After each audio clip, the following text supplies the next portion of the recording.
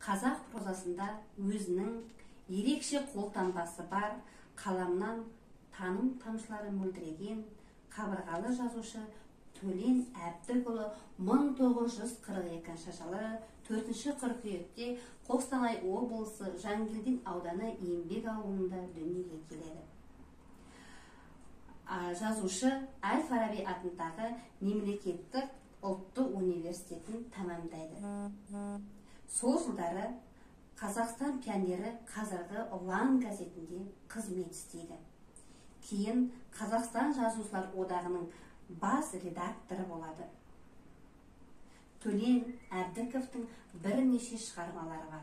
Алғаш көрген шығармалары 1964 жылы Көкжиек, Күзгі жапырақ, Ақиқат атты повестер.